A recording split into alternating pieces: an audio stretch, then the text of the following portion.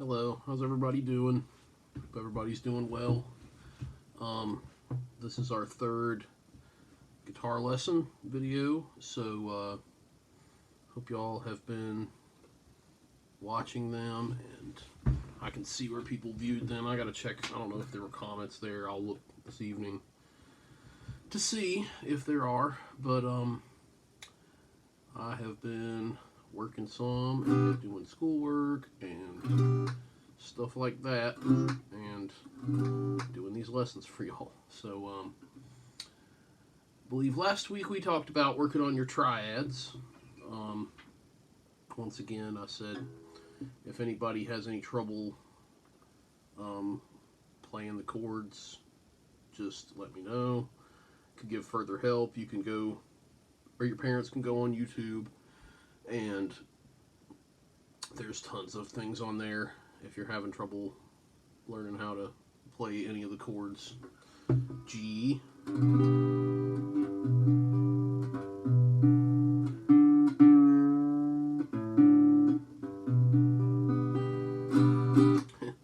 is one of the harder ones, but one that maybe you've been able to work on now.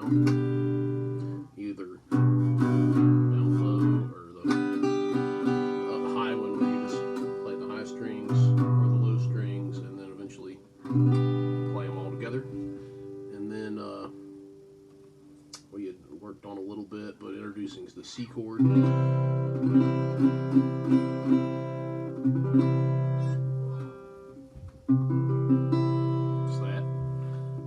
And then D, which you already know, and then back to G.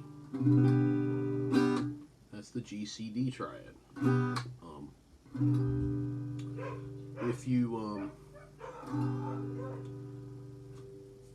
If you play, this is your first, second, and third finger, you play the G. If there's a little trick to going from G to C, and the way I play the G chord a lot, and it might even say it on that chord sheet I gave you, is your second, third, and fourth finger instead. Doing the same thing. And then when you're doing a G like that, and you go to C, all you got to do really is to move these fingers, your second and third finger, up.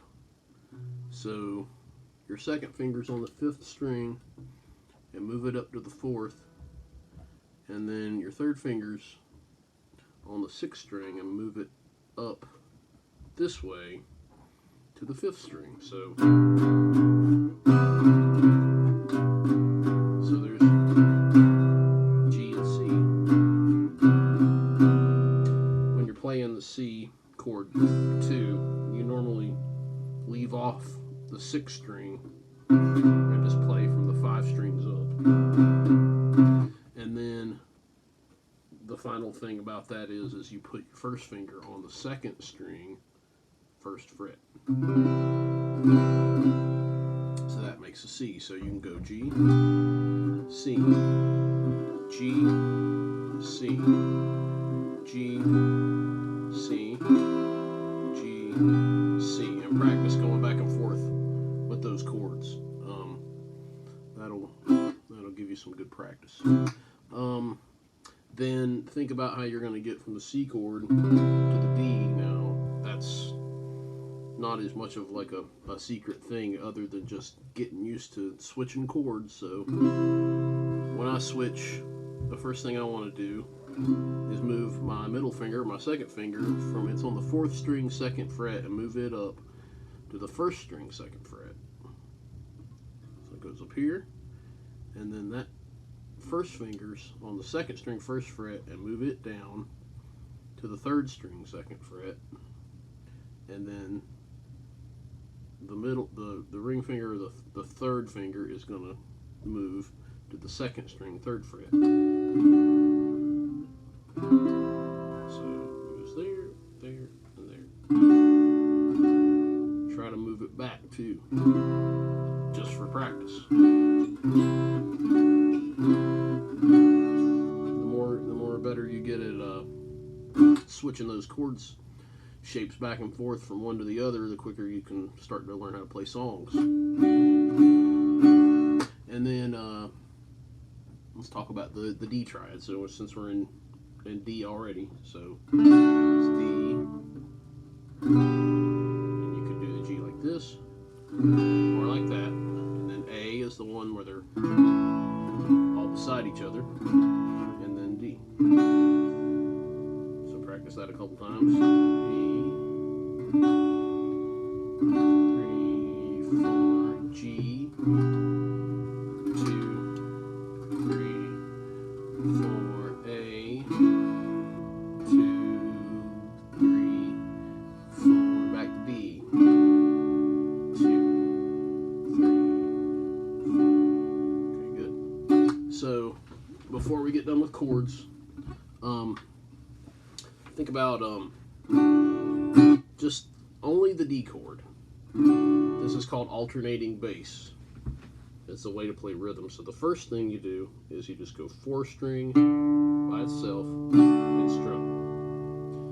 When you're playing it like that, try not to play the 6th string. So 4-string strum, 4-string strum.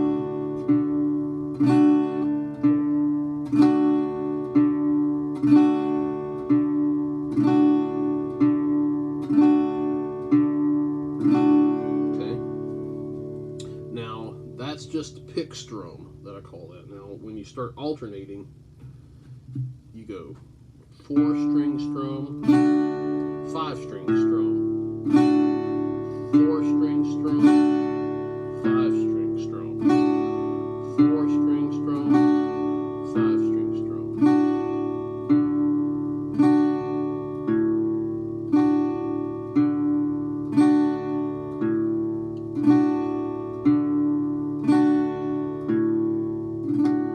So try to work on that. Try to practice that. Just with the D chord only. Don't worry about the other ones right now. We'll worry about that later. But see if you can get to where, you know, you can at least do pick strum or 4-string.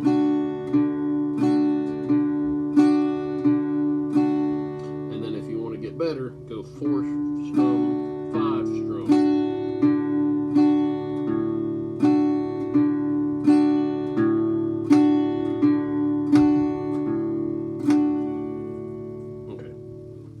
Now, before we get done, thinking about the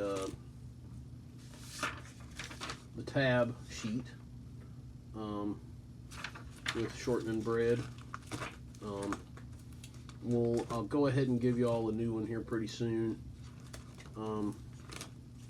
But I feel like y'all probably still need to work on this some.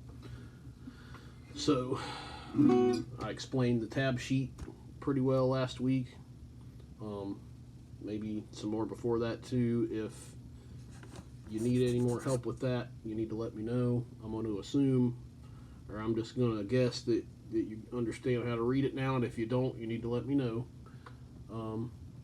But shortening bread, you know, you learn the tab sheet, and then you learn, you read the tab sheet, and then you learn it and memorize it, then you don't need it anymore.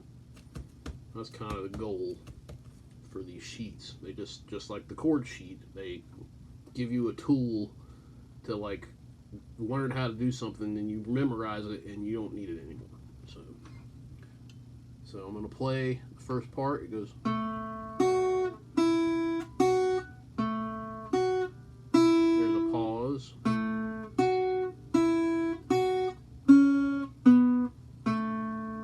That's going to be the hardest part.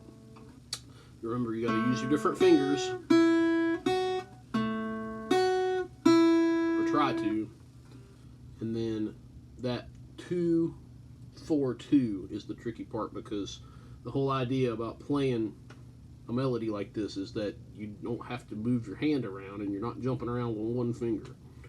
So it's the end of it. The last three notes on the first line are 2 there on the second string, and and then you get to that 4, you're using your first finger on the 2nd string, 2nd fret, and then 3rd string,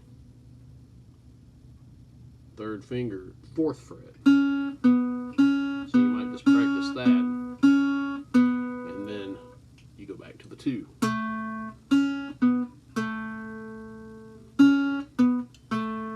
So try to get used to using your different fingers. That's, I can't stress that enough. You need to do that. So practice triads, chord changes, pick strum, alternating bass, pick strum and alternating bass with the D chord, and